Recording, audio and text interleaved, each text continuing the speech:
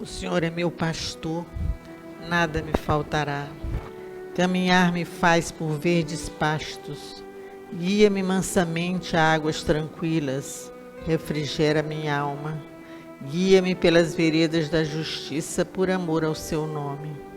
Ainda que eu caminhasse pelo vale da sombra da morte, eu não temeria mal algum, porque tu estás comigo. A tua vara e teu cajado me consolam. Preparas uma mesa perante mim, na presença dos meus inimigos. Unge a minha cabeça com óleo e o meu cálice transborda. Certamente que a bondade e a misericórdia me seguirão todos os dias de minha vida, e eu habitarei a casa do Senhor por longos dias. O Senhor é meu pastor, nada me faltará.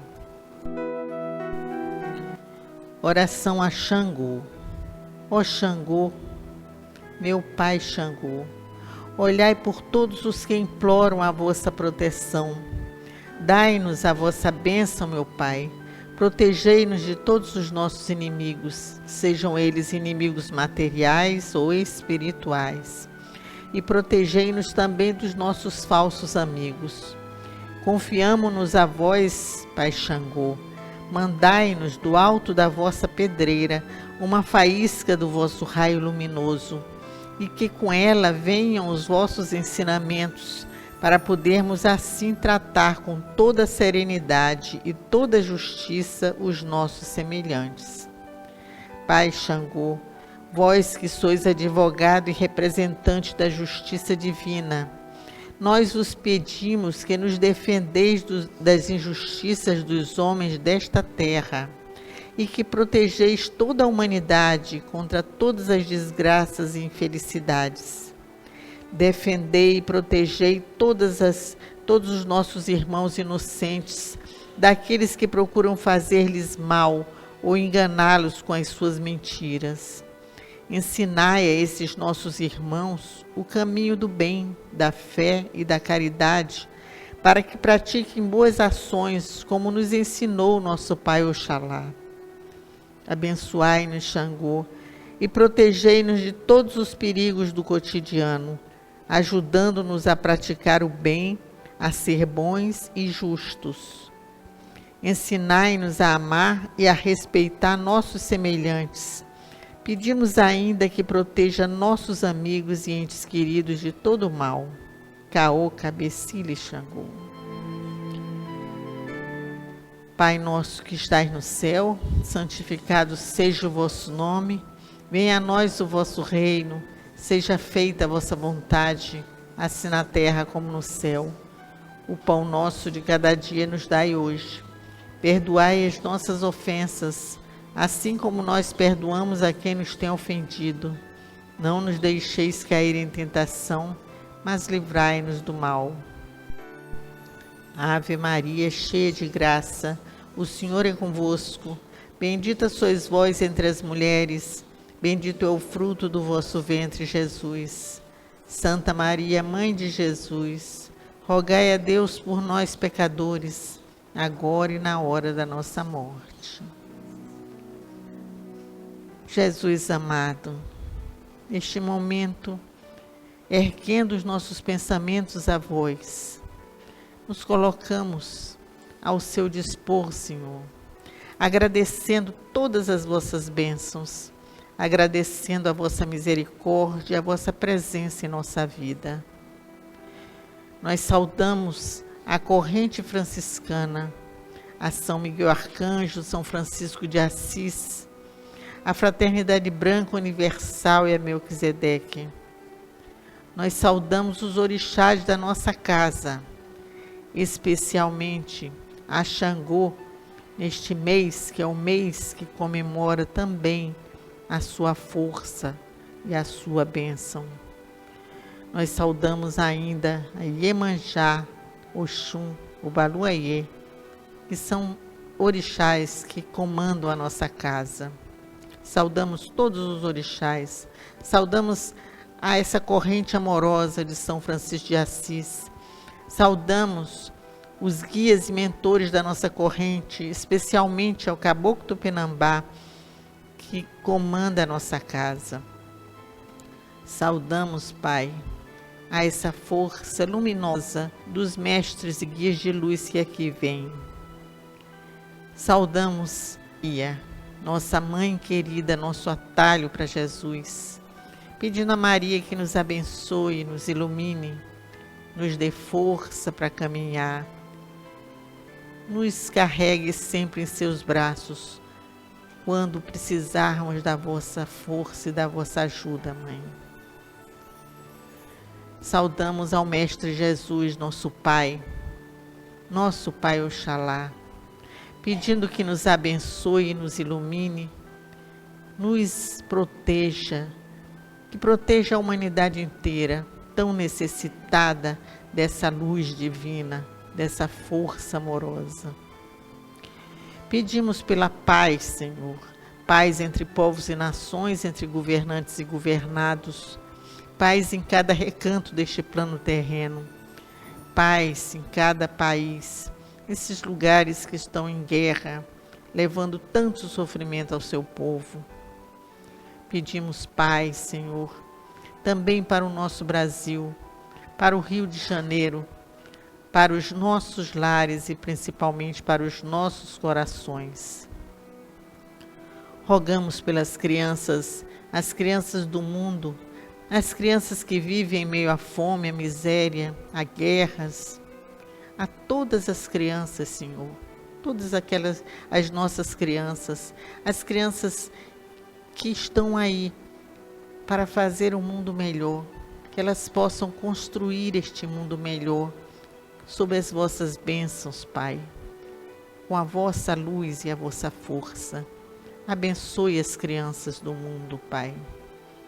Abençoe também as crianças da creche Santa Clara, seus familiares, professores, todos os médios desta casa, com seus familiares, todos aqueles que aqui vêm em busca de uma palavra, em busca de uma força, em busca dessa iluminação que essa corrente traz. Pedimos por todos, Pai, muita bênção sobre todos. Pedimos que as vossas bênçãos cheguem a cada recanto, nos hospitais, nas casas de saúde, nos manicômios, nos presídios, todos aqueles que precisam da luz divina, dos bálsamos de força para se erguer, para superar as suas dores, para caminhar. Rogamos a vossa proteção sobre todos, Senhor. Pedimos ainda pelos encarnados e desencarnados, cujos nomes foram deixados em nossa caixinha de pedidos, e aqueles cujos nomes estão no nosso pensamento. Que assim seja.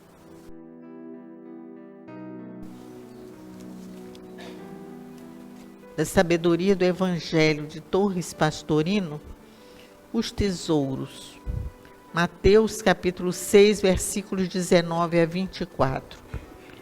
Não ajunteis para vós tesouros na terra, onde a traça e a ferrugem os consomem, e onde os ladrões penetram e roubam.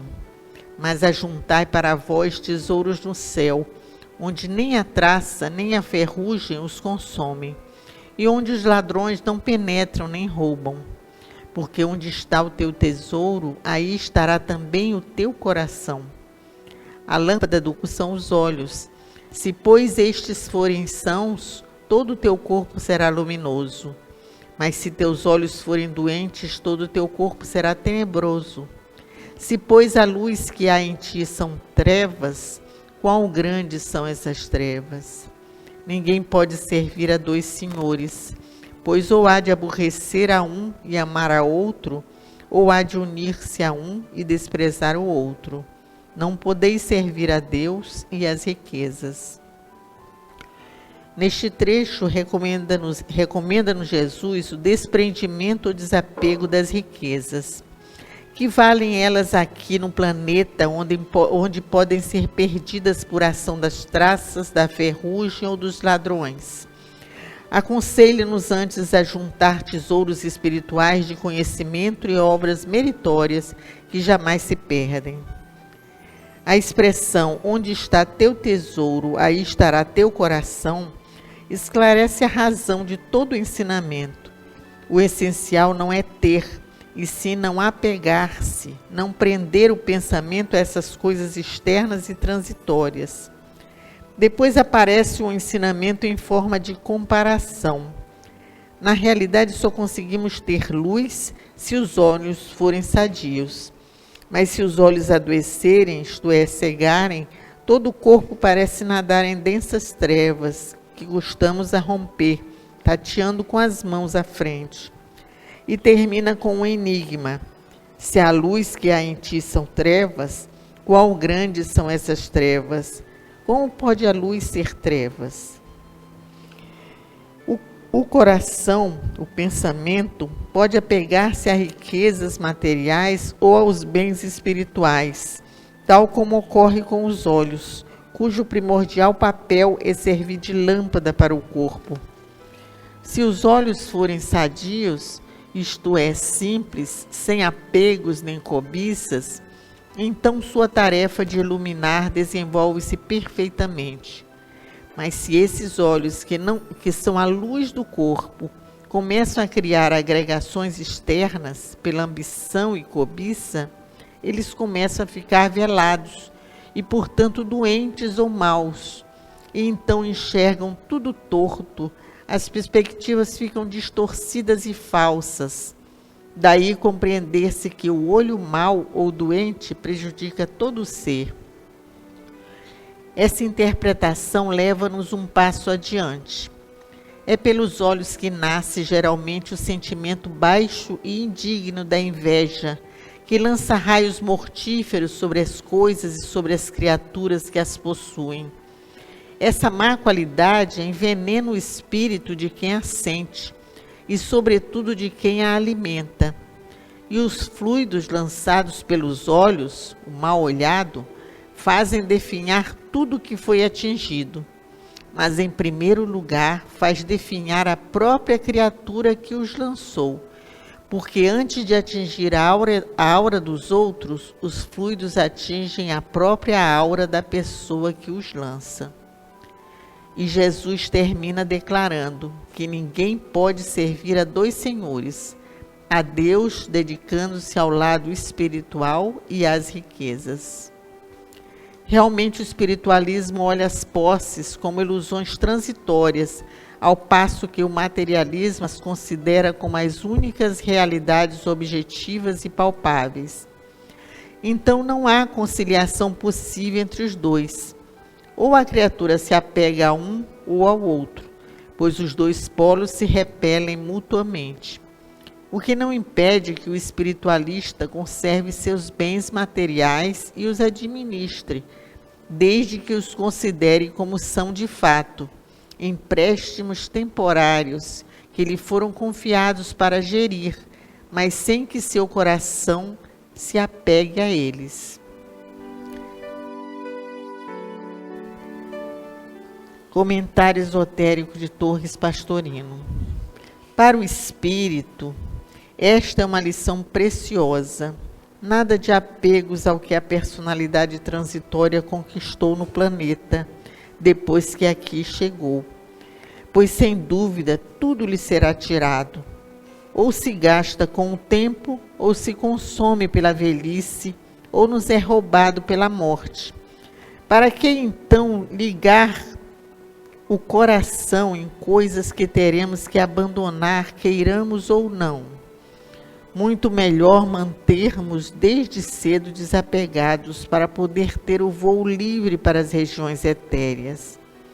Nada pertence a ninguém. Tudo nos é emprestado por tempo determinado. Ouvimos pequena história que esclarece bem o tema. Certo grande fazendeiro norte-americano, após ouvir um bispo falar sobre o desapego e afirmar "nada é de ninguém", convidou-o a almoçar em sua fazenda. Antes da refeição, levou-o a visitar as imensas propriedades cultivadas. Ao regressar na hora do aperitivo, indagou do bispo: agora diga-me, senhor bispo, tudo isso não é meu?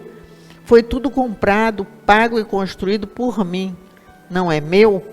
O bispo calmamente bebeu mais um trago do aperitivo e disse: faça-me esta pergunta daqui a 100 anos. Vemos ainda uma vez, neste trecho comentado, a sabedoria profunda dos ensinamentos de Jesus, que nos trazem a realidade, afastando-nos da ilusão da posse. Tudo o que é da personalidade, inclusive a própria personalidade de que tanto nos envaidecemos, é passageiro, é tudo ilusão, é tudo perecível.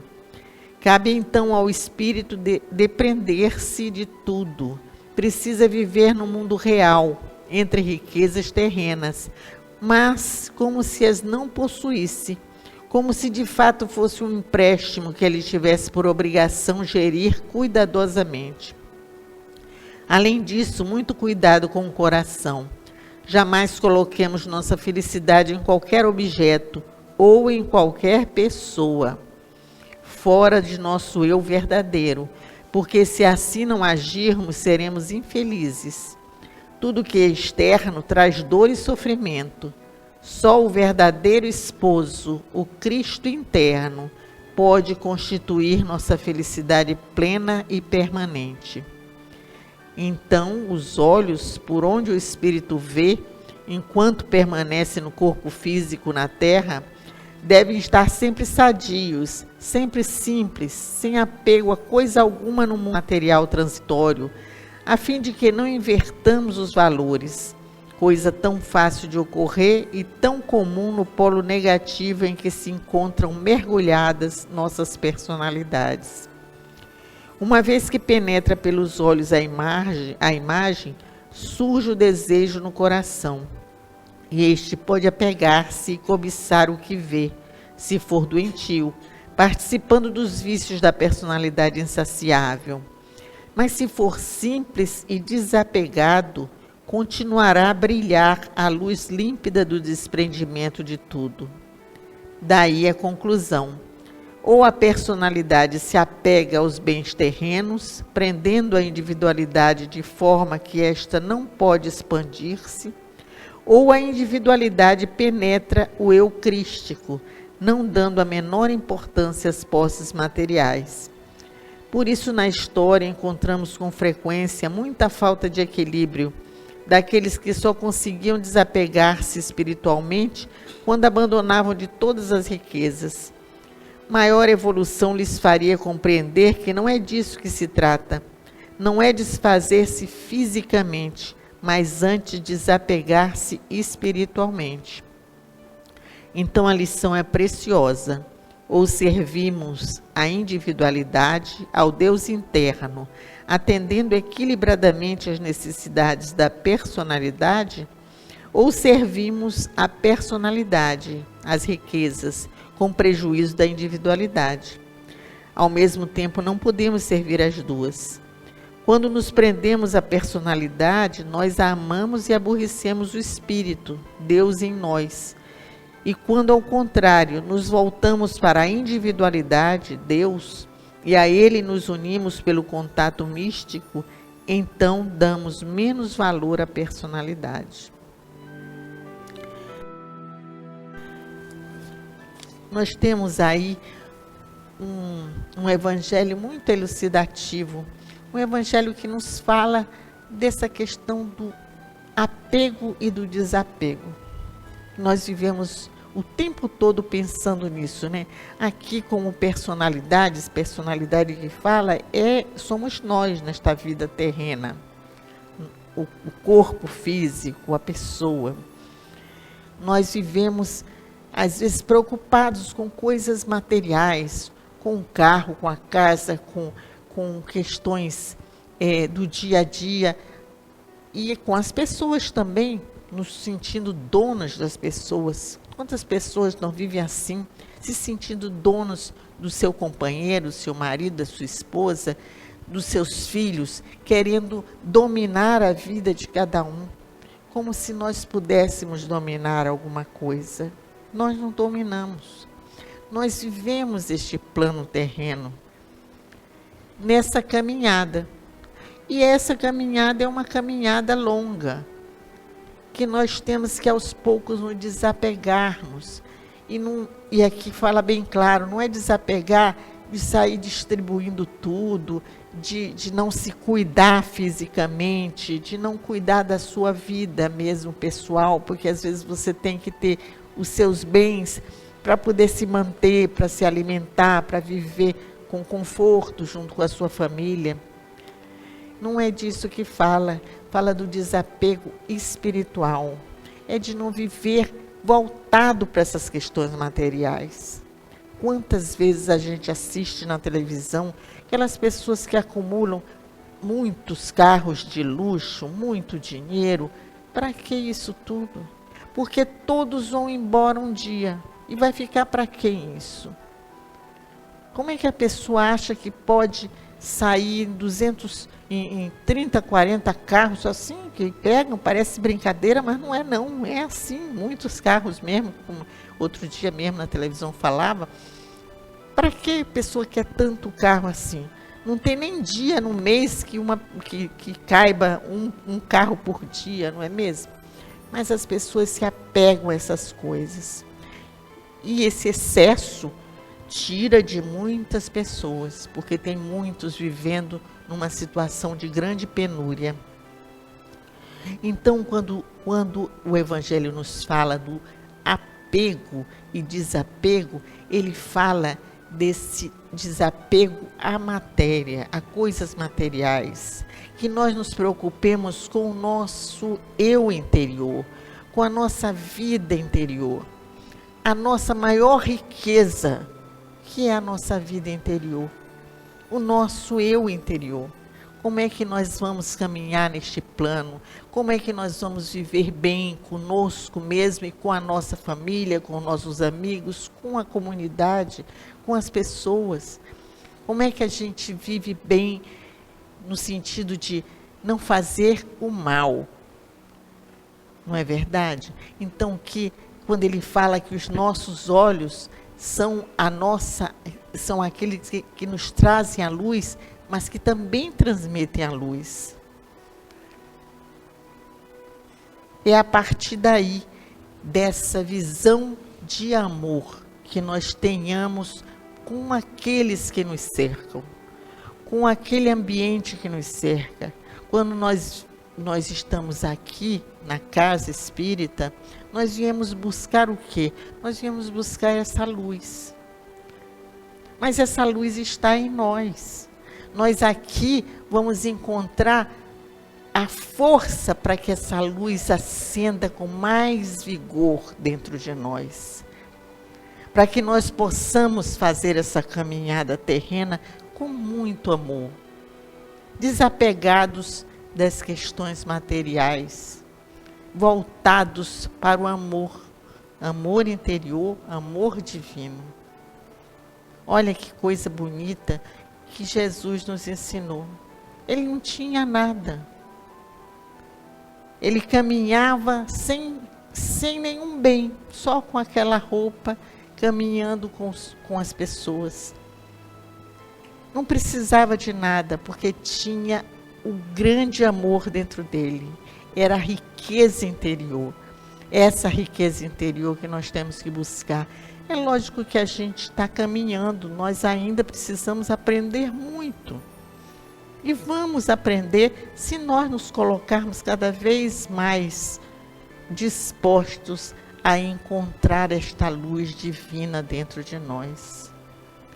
A irradiar o amor, a irradiar a luz para os nossos irmãos. Aqui, quando fala do mal olhado, às vezes as pessoas vêm preocupadas que jogam olhar em cima delas. Não se preocupem tanto com isso, porque o mal olhado, o pior é para aquele que está transmitindo para os outros, aquele que quer o mal dos outros, aquele que quer irradiar o seu sentimento mais baixo de cobiça, de vingança, de ódio de desamor para o seu irmão. É o primeiro atingido. Se nós tivermos o amor de Cristo junto conosco, nós não vamos ser atingidos por nada disso. Se nós vibrarmos nessa sintonia amorosa, se nós estivermos sempre nessa sintonia amorosa. Para isso a gente orienta as pessoas que leiam o Evangelho, um pedacinho que seja, não precisa ler muita coisa, um pedacinho que seja, leia e pense o que está transmitindo para você. Aquela mensagem amorosa que está ali, que serve para a minha vida. Ou se não conseguir ler, porque não sabe ler, ou não pode ler, ou não tem o Evangelho, faz uma prece amorosa para o Cristo, pedindo que essa luz divina venha cada vez mais brilhar dentro de cada um. Isso é que o Evangelho nos passa. São palavras de amor, que a gente lê, vai interpretando. Eu interpreto de um jeito, cada um interpreta de um jeito. Não importa. O que importa mais é a mensagem amorosa que o Cristo passou. É isso que importa. Então fica nesta tarde para vocês essa mensagem amorosa. Neste mês, que é o mês dos Santos Juninos.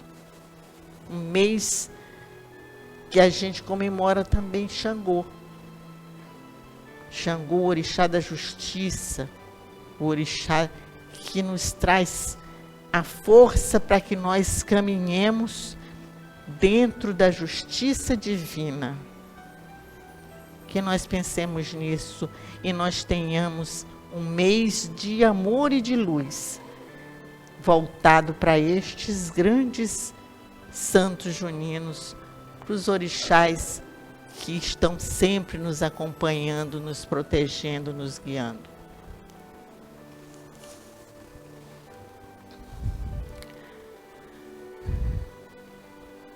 Vamos pedir forças para o passe. Esse passe que é luz, bastando que para isso nós nos coloquemos à disposição. Senhor, dai-nos forças para o passe. Fazei com que de nossas mãos saiam os fluidos que curam, que tranquilizam, que energizam e que afastam os maus espíritos. Senhor, faz de nós um instrumento da sua paz. Onde houver ódios, faz com que eu leve o amor. Onde houver ofensas, que eu leve perdão. Onde houver discórdias, que eu leve a união. Onde houver dúvidas, que eu leve a fé. Onde houver erros, que eu leve a verdade. Onde houver desespero, que eu leve a esperança. Onde houver tristezas, que eu leve alegrias. Onde houver trevas, que eu leve a luz. Ó, faz com que eu procure mais consolar que ser consolado, compreender que ser compreendido, amar que ser amado, pois é dando que se recebe, é perdoando que se é perdoado, e é morrendo que se nasce para a vida eterna. Assim seja.